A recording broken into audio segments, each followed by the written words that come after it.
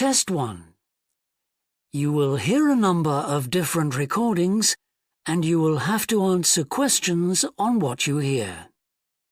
There will be time for you to read the instructions and questions, and you will have a chance to check your work.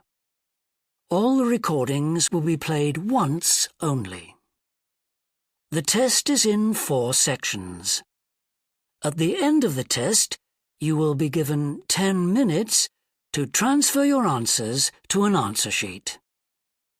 Now turn to Section 1. Section 1. You will hear a telephone conversation between a travel agent and a customer.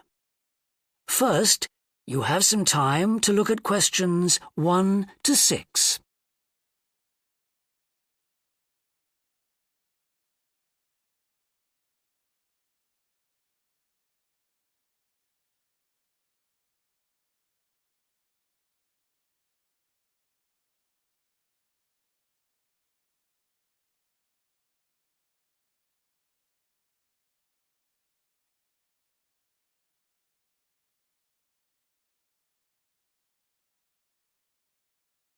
Now we shall begin.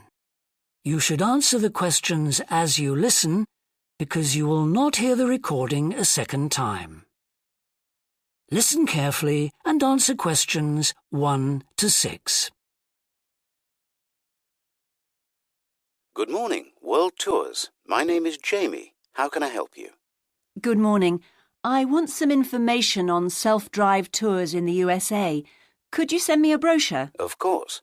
Could I have your name, please? Andrea Brown. Thank you. And your address? 24 Ardleigh Road. Can you spell that? Ardleigh Road. Postcode? BH5 2OP. Thanks. And can I have your phone number? Is a mobile all right? Fine. It's 07786 643 091. Thank you. And can I ask you where you heard about World Tours? From a friend, or did you see an advert somewhere? No, I read about you in the newspaper. OK, I'll get the brochures in the post to you, but can I give you some information over the phone? What kinds of things do you want to do on your holiday? I'm interested in going to California with my family. I've got 2 children, and we want to hire a car. OK, we have a couple of self-drive tours there, visiting different places of interest in California. The first one begins in Los Angeles, and there's plenty of time to visit some of the theme parks there. That's something on my children's list, so I'd want to include that. Good. Then you drive to San Francisco. From San Francisco, you can drive to Yosemite Park, where you spend a couple of nights. You can choose to stay in a lodge or on the campsite. I don't like the idea of staying in a tent. It'd be too hot. Right. And the tour ends in Las Vegas. OK. The other trip we can arrange is slightly different. It starts in San Francisco, then you drive south to Cambria. Someone told me there's a really nice castle near Cambria. Will we go near that? Hearst Castle is on that road, so you could stop there. Good. I'd like to do that. Does this trip also go into the desert? No, it continues to Santa Monica, where most people like to stop and do some shopping. We have enough of that at home, so that doesn't interest us. OK. Well, you could go straight on to San Diego. That's good for beaches, isn't it? That's right. That's a good place to relax, and your children might like to visit the zoo before flying home. I don't think so. We want some time for sunbathing and swimming. Before you hear the rest of the conversation, you have some time to look at questions 7 to 10.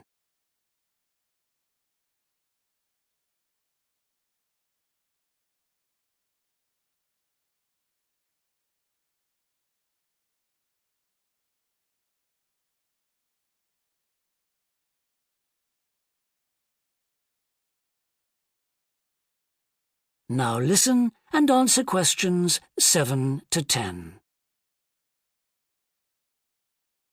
So, how many days are the trips and how much do they cost?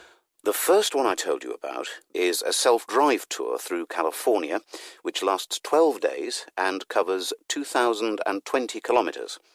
The shortest journey is 206 kilometres and the longest is 632 kilometres. The cost is £525 per person. That includes accommodation, car rental and a flight, but no meals. OK. And the other trip? That lasts 9 days, but you spend only 3 days on the road. You cover about 980 kilometres altogether. So is that cheaper then? Yes, it's almost £100 cheaper. It's £429 per person, which is a good deal. So that covers accommodation and car hire. What about flights? They aren't included, but these hotels offer dinner in the price. OK. Well, thank you very much. I'll be in touch when I've had a chance to look at the brochure. I'm pleased to help. Goodbye. Goodbye. That is the end of section 1. You now have half a minute to check your answers.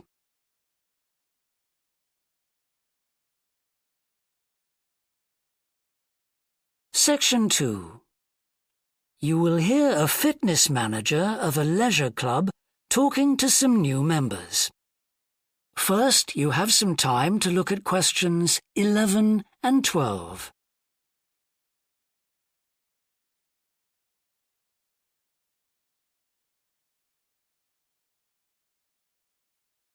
Now listen and answer questions 11 and 12. On behalf of LP Clubs, I'd like to welcome you all here today. My name's Sandy Fisher, and I'm one of the fitness managers here. Before we start our tour of the club, I'll just run through some basic information about the facilities we have here, including recent improvements, and explain the types of membership available. Our greatest asset is probably our swimming pool, which at 25 metres isn't Olympic-sized, but now we've expanded it to 8 lanes, it's much wider. This means there are rarely more than a couple of people at a time in each lane. Unfortunately, there isn't space for an outdoor pool here, but the glass roof on the swimming pool is partly retractable, which means you can enjoy something of the open-air experience on warmer days. Our recently refurbished fitness suite has all the latest exercise equipment, including 10 new running machines and a wide range of weight training machines. Each member is given full training in how to operate the equipment, and there is always a trainer on duty to offer help and advice. Although we do have adult-only times after 6 and at certain times at weekends, children are well catered for. Older children continue to benefit from a wide range of tuition, anything from trampolining to yoga. Before you hear the rest of the talk, you have some time to look at questions 13 to 20.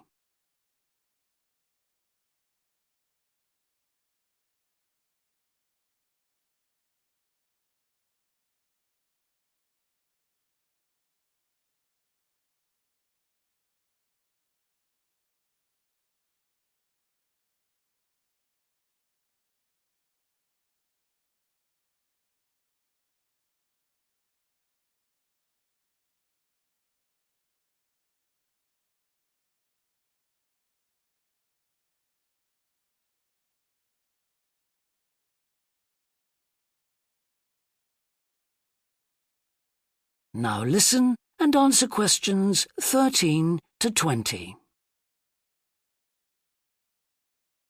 One thing all our members appreciate about us is that we take very good care of them. This starts on day 1 with your personal assessment.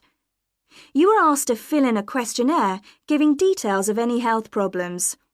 One of our personal trainers will then go through this with you. The trainer will then take you through the safety rules for using the equipment in the fitness suite.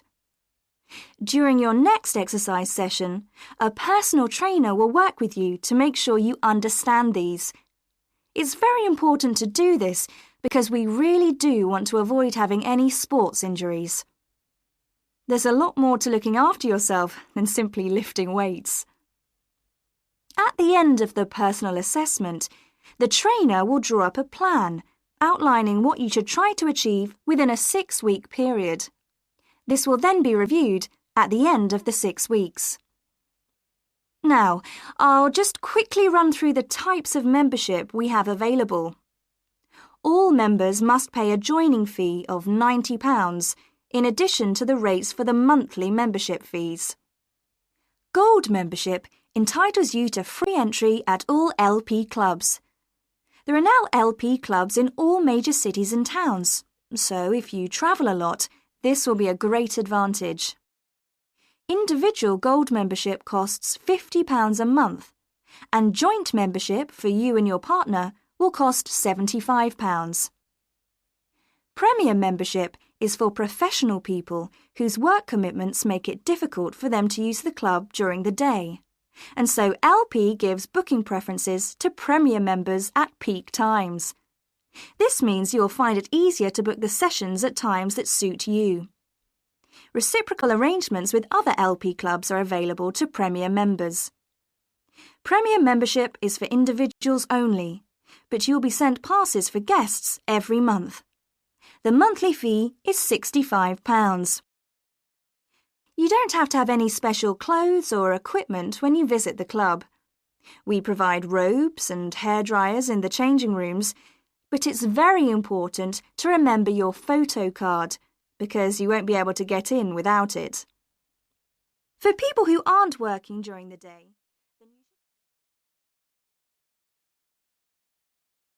That is the end of section 2. You now have half a minute to check your answers. Section 3. You will hear a student called John talking to a professor about a design competition he is entering. First, you have some time to look at questions 21 to 25.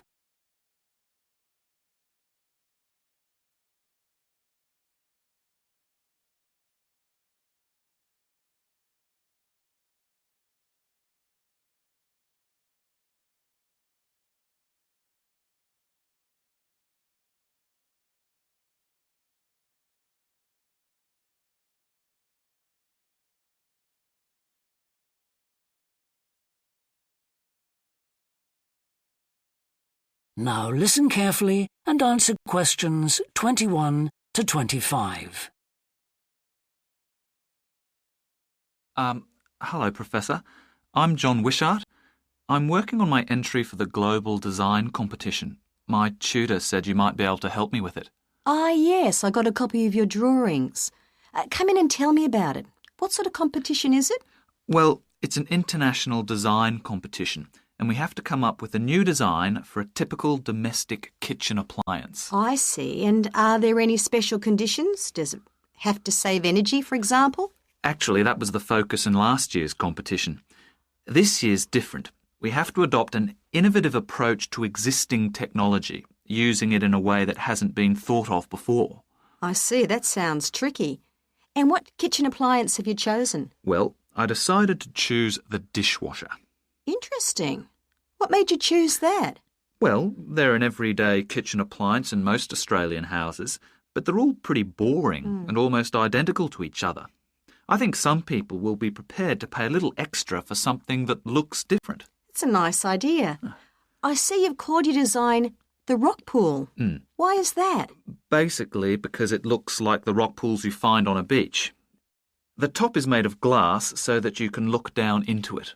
And there's a stone at the bottom. Is that just for decoration? Actually, it does have a function. Instead of pushing a button, you turn the stone. So it's really just a novel way of starting the dishwasher. That's right. It's a really nice design. But what makes it innovative? Well, I decided to make a dishwasher that uses carbon dioxide. In place of water and detergent? How will you manage that? The idea is to pressurise the carbon dioxide so that it becomes a liquid. The fluid is then released into the dishwasher where it cleans the dishes all by itself. Sounds like a brilliant idea. Your system will totally do away with the need for strong detergents. So what happens once the dishes are clean? Well, to allow them to dry, The liquid carbon dioxide and the waste materials all go to an area called the holding chamber. That's where the liquid is depressurised and so it reverts to a gas.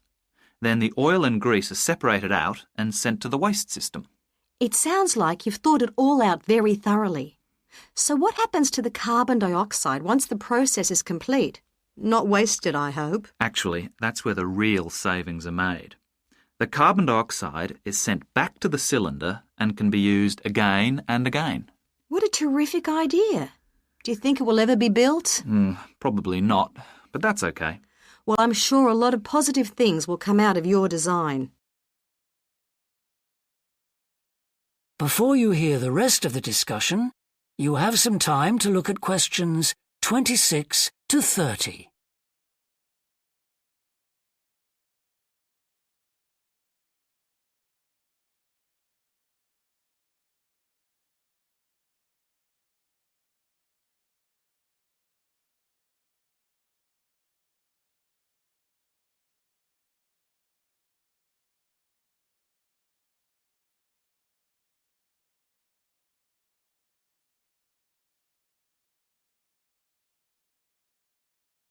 Now listen and answer questions 26 to 30. Now, you seem to have thought about everything, so what exactly did you need me to help you with? Well, my design has made it to the final stage of the competition, and in a few months' time I have to give a presentation, and that's the part I was hoping you could help me with. Right, well, that should be easy enough. What have you managed to do so far? Well, I've got detailed drawings to show how it will work, and I've also written a 500-word paper on it. I see.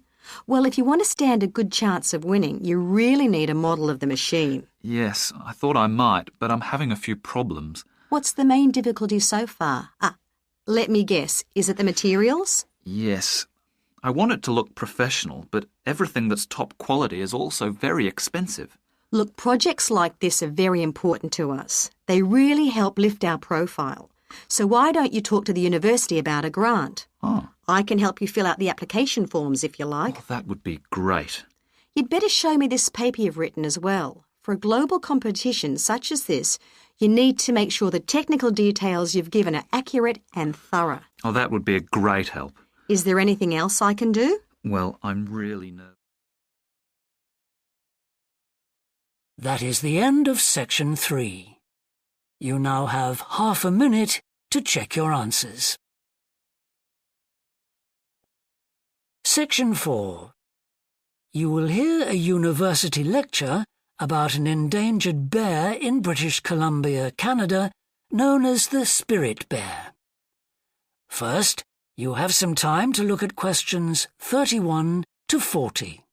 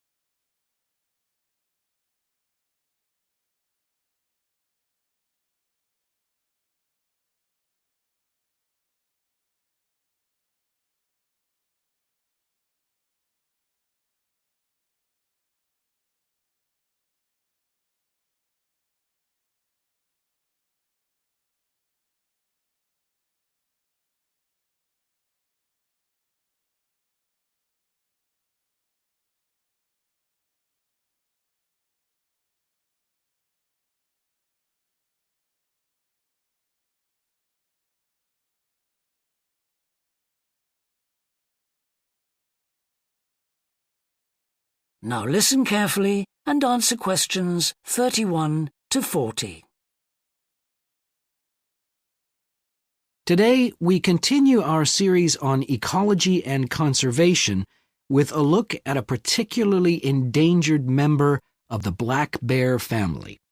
1 in 10 black bears is actually born with a white coat, which is the result of a special gene that surfaces in a few.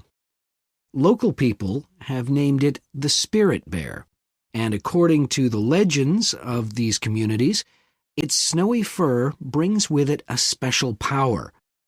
Because of this, it has always been highly regarded by them, so much that they do not speak of seeing it to anyone else. It is their way of protecting it when strangers visit the area. The white bear's habitat is quite interesting. The bear's strong relationship with the old-growth rainforest is a complex one. The white bear relies on the huge, centuries-old trees in the forest in many ways. For example, the old-growth trees have extremely long roots that help prevent erosion of the soil along the banks of the many fish streams. Keeping these banks intact is important because these streams are home to salmon, which are the bear's main food source. In return, the bear's feeding habits nurture the forest. As the bears eat the salmon, they discard the skin and bones in great amounts on the forest floor, which provide vital nutrients. These produce lush vegetation that sustains thousands of other types of life forms, from birds to insects and more. Today, the spirit bear lives off the coast of the province of British Columbia on a few islands. There is great concern for their survival, since it is estimated that less than 200 of these white bears remain. The best way to protect them is to make every effort to preserve the delicate balance of their forest environment. In other words, their ecosystem.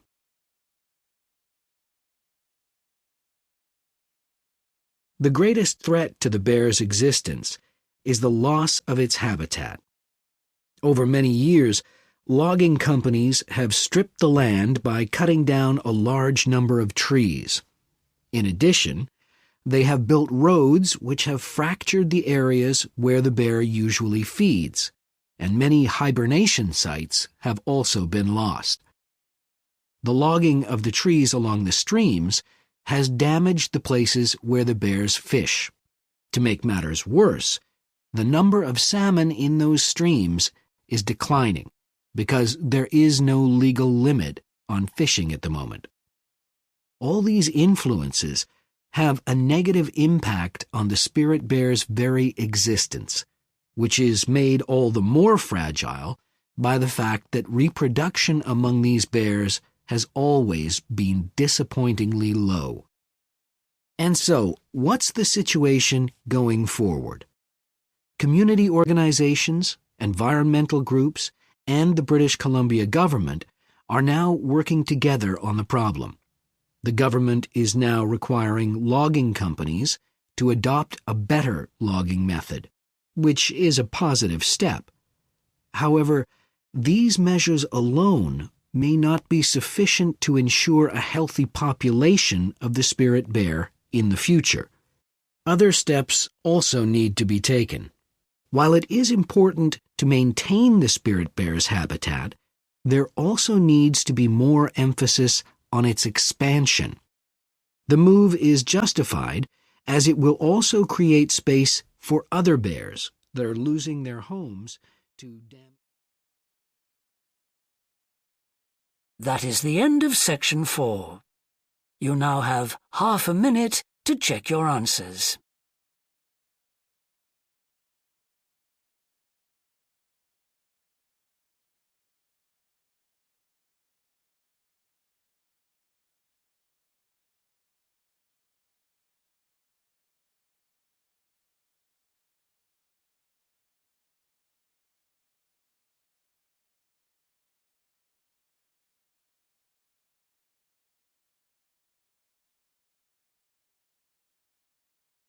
That is the end of the listening test.